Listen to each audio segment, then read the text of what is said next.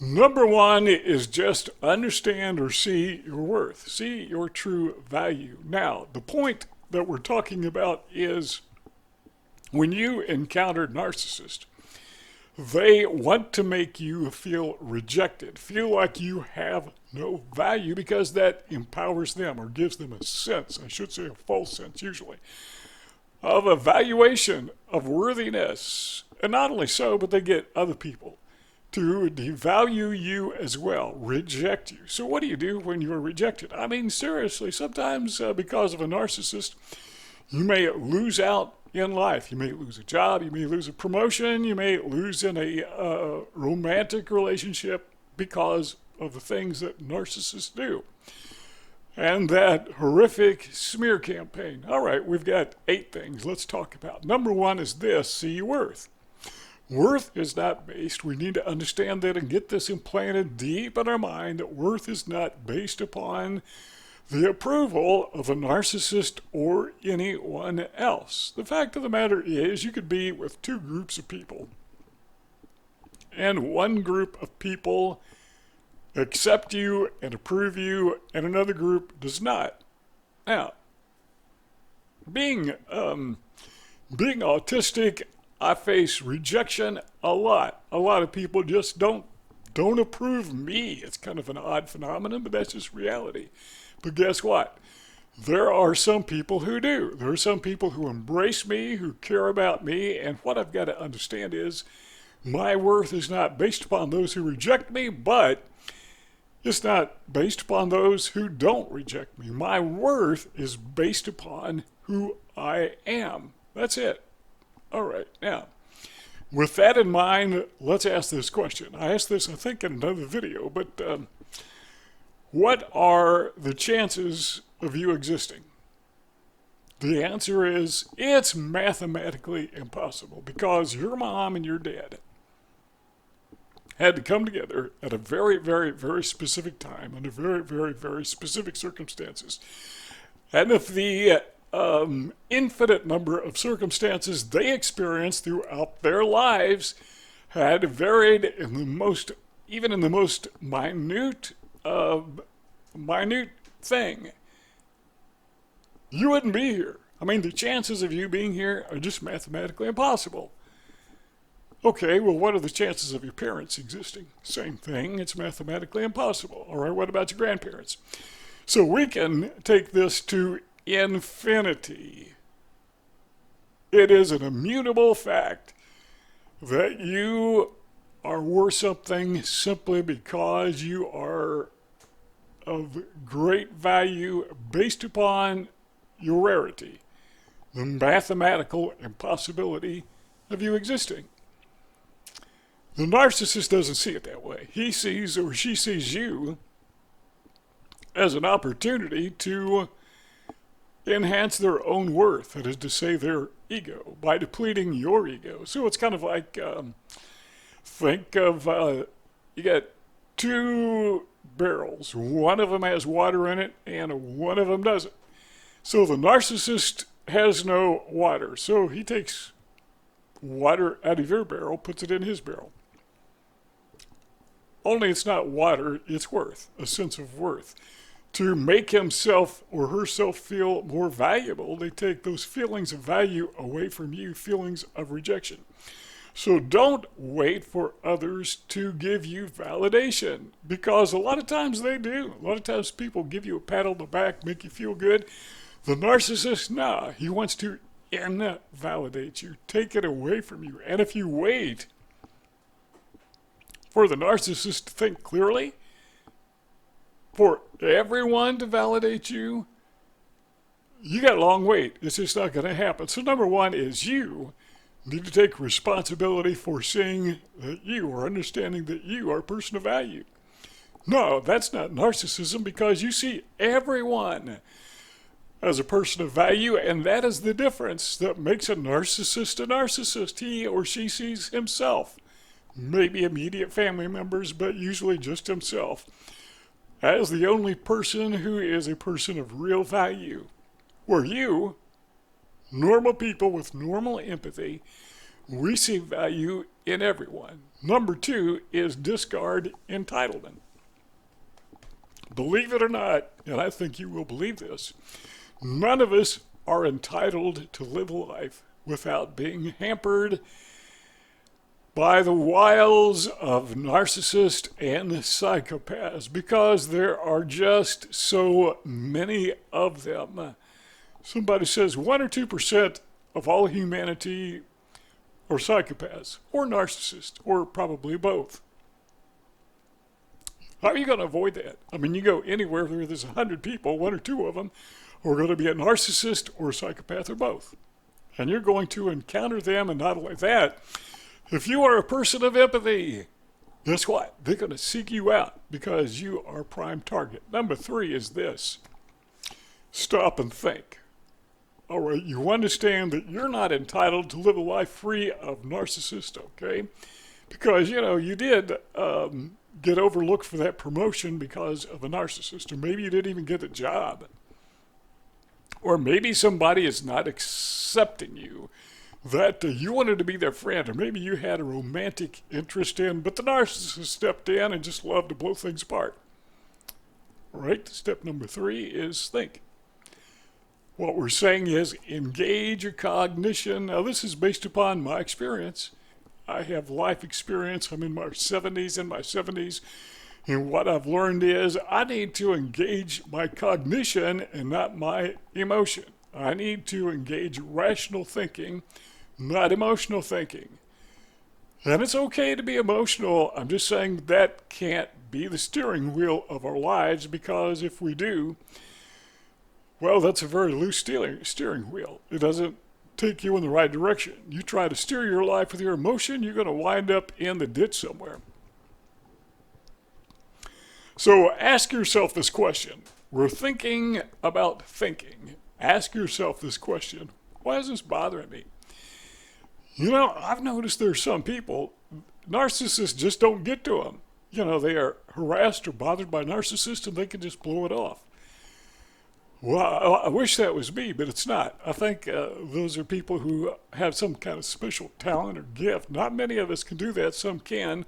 But we who are bothered by narcissists have to ask ourselves, do I have some insecurities that is allowing this person to get inside my head, something that is in my emotional makeup or my neurological makeup that allows me to be irritated by this individual, or maybe a group of individuals if he's gone into the smear campaign stage?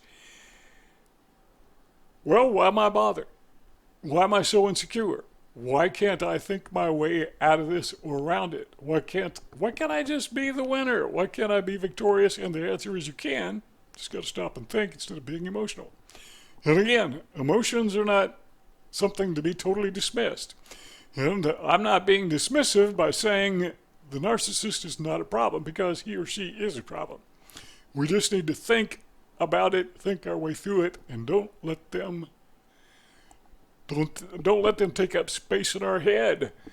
Number 4 is this: be defined by reality. Don't allow the narcissist to define you, because they want to. And how do they want to define you? They want to define you as someone who is inferior to them, and they want to define themselves as superior. Now, I've known a lot of narcissists. I've known a few who were relatively intelligent.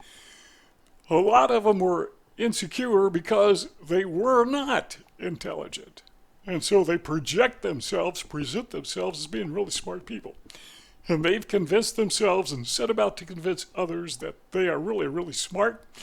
They're the ones who have got their act together, and you, of course, do not. And they will go to great pains to convince you. It's called gaslighting, by the way. To convince you that, really we got this label for you. This is the way the narcissist thinks. He wants to put a label on you. That label is loser. That label is cheater. I mean, they've got thousands of them, but that label is arrogant. And when you stop and think about it, They may call you lazy, just infinite. Those labels belong on the narcissist. In other words, he or she is taking the label off of themselves and putting it on you because somehow, apparently, deep down inside, they know that's what they are. Look, don't let the narcissist define you. Define yourself by reality, who you are. You got talents, you've got weaknesses, you got strengths. Identify them. I encourage people to write down, journal, write down your strengths. What are you good at? Now, if I were to make a list of my strengths, one thing would not be on it is basketball. I'm the worst basketball player in the world. Unless you need somebody to just stand in the corner of the court, you don't want me on your team. So I don't put that on my list, but there are some things I can do, and even some trivial things. They don't have to be spectacular. Can you breathe? I mean, that's something you can do. Right? Can you think? Obviously. Can you seek help? Can you seek encouragement? Can you be an encourager? Yeah, you can do all of those things. You can make a list of 1,000 things tonight. I mean, before midnight.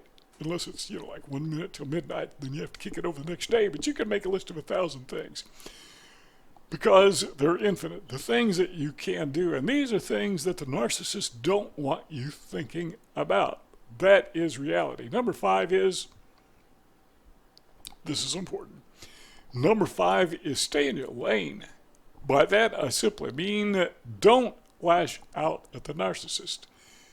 And by that, I mean let the narcissist make the mistakes. The reason being is the narcissist is not as smart, as we said earlier, or savvy as he or she thinks they are. They're just not. And eventually they're going to trip up. I mean, they think they got this mask on and they can just wear it all the time. They can't. Eventually it's going to slip. They're going to be shown. So what you need to do is stay in your lane. Let them make the mistakes because they will destroy themselves. You've heard that old adage, the so-and-so is his or her own worst enemy, and then the comeback is not as long as I'm alive. Well, that may be true, but guess what? Narcissists are their worst enemy. I know narcissists if I wanted to, and I don't. But if I wanted to hurt these people, I could not do to them what they do to themselves. They are self-destructive. You don't have to lash out at them. Just sit back and enjoy the show. They'll take care of themselves. Stay in your lane. Number 6 is assume, or I should say perceive yourself as a winner. Perceive yourself as a winner, as a survivor, as a conqueror. This is a mindset. So when you are in the heat of the battle, say you're on a basketball court and you are playing against a worthy opponent, this is not the time to think of yourself as a loser, right? This is the time you need to have a winner's mindset. When you are confronted in the throes and the wiles of the narcissist, this is not the time to adopt the mindset of a loser. This is not the time to throw your head back and say, oh, woe is me. Why am I being so mistreated? Why are others rejecting me because they are listening to this lying narcissist? This is not the time to have the mindset of a loser. It's the time to have a mindset of a winner, of a conqueror, of a guy who says, you know what? I'm not only going to survive this game, but I'm going to win it. Anybody can survive a game. You just go out there and stand on the court and let the other team score points. Just wait for the clock to wear down. I mean, anybody can survive to that extent, but we want to be more than survivors. We want to be conquerors. Here's something that I encourage people to do. It's kind of like what I already said, but we talked about journaling. Just make a list of your accomplishments, things that you have done in life. It's not things that you can do, but things that you have done in the past. What have you done? Did you graduate school? Well, maybe not, but if you did, that's an accomplishment. And if you didn't, did you go to school? Well, maybe not. I'm assuming everybody watching this at least went to one day of school, but if you did, congratulate yourself. All right, let's say you're one of these guys who never ever stepped a foot in a school in his life. Have you learned anything? Yeah, you have. In fact, every day is a learning experience. Why not make a list of things you've learned in your life? What we're doing is we are acquiring that mindset of a winner because we are winners. I mean, everybody. Every single person on the planet accomplishes something. Sometimes I know people that, they have severe physical and mental handicaps. And those people are oftentimes the most encouraging people just because we realize how bad circumstances could be. I mean, they are just by virtue of themselves, they are of tremendous value. They are achievers. And then, speaking of achievers, don't just make a list of things that you have achieved in the past, no matter how small they are, but be an achiever. I mean, set goals to do something. What does this have to do with narcissist? Well, what's happening is a narcissist has put in your mind that you are a loser, right? Rejection. So we're going to be proactive, and even when the narcissist is not around, we're going to do things that are achievable. We are resetting, recalibrating our mind. That's a good thing. I mean, that's powerful when you do that. Now stop and think about cleaning your house, or just one room of your house, as a good way to fight narcissism. And you say, I'm sorry, I don't see the connection.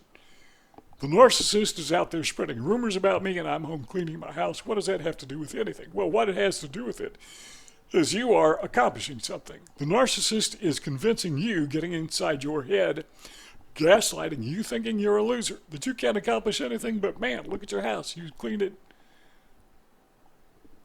Yeah, that actually works, and that's just one tiny little thing. So what happens is we're taking the narcissistic storm and we're turning it into a catalyst of success.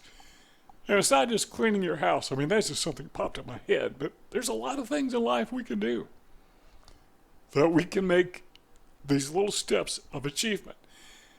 And so the narcissist means to destroy us, and we've seen that, and we're saying, nope, I'm going to fight back. I'm going to be an achiever even when the narcissist is not around and doesn't see it. That doesn't have anything to do with it. I'm going to prove this to myself. Guess what? It works. Number 7 is this. We need to understand that these rejections that we're all going to face from narcissists are setbacks that maybe have a purpose. Now, I want you to stop and think. Have you ever seen a nest of a bird, maybe a robin, and she has her little eggs in the nest, and they hatch, and she takes care of them and feeds them, and a few weeks go by, and what does she do? She kicks them out of the nest. Well, what a mean thing to do. Not really. You know what happens? Those little chicks, they start getting big. And their feathers get kind of scratchy on Mama Robin. And she gets annoyed and irritated. And she wants those chicks that she was feeding and taking care of and sitting on while they were eggs. Now she's kicking them out of the house like a teenager. You know, and the same thing's true of teenagers. I think nature made teenagers irritating for the same reason. So parents will kick them out of the house so they won't live there their whole lives. So they'll be someone who is self-reliable. All right, so think of the narcissist as an agitator. And sometimes those agitations are road signs that say, hey man, you need to change direction here. So when you face those types of experiences, maybe there's a sign that you need to change your direction. Now, I'm not saying quit your job, but you may change your approach to people in general. Change your approach to narcissists. This is a lesson. It's time to get uncomfortable for a reason so you can get something done. So leave the nest. I mean, if you're uncomfortable, why? There's got to be a reason. So stop and think, what can you do from the narcissist rejecting you, making you uncomfortable? How can you remedy this? Well, to the mama bird, let's kick that chick out of the nest. Okay, the little chick doesn't like that at first, but after a while he sees the value in having that experience. You know what? I think you're going to have the same thing. As I look back on my experiences with narcissists, and I've had more than I care to count. At the time, they seemed to be horrific experiences, but the value from those, the things that I've learned, that I'm able to share with other people, there was tremendous value in those bad experiences. So, I just learned to get out of the nest, learn to change. I'm in my 70s. I've learned a thing or two. I'm just sharing with you what I've learned, and hopefully it'll be of your benefit as well. Number 8, we'll just close quickly with this, is look at every setback as an opportunity for a comeback. Because when the narcissist sets you back, he or she expects you to stay set back. It's all about control. It's all about their ego, and they want to stay in control. They want their ego to be elevated supremely.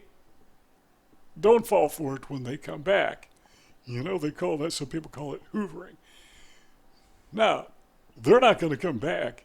You are going to make the comeback. And it doesn't include the narcissist. Did you get something out of this? If you did, subscribe to our YouTube channel. Don't forget to give this video a thumbs up. Share it on social media. That helps a lot. Whatever you're thinking, why not share it with everybody? Leave a comment in the comment section. Join the conversation or start one. And we'll see you all next time.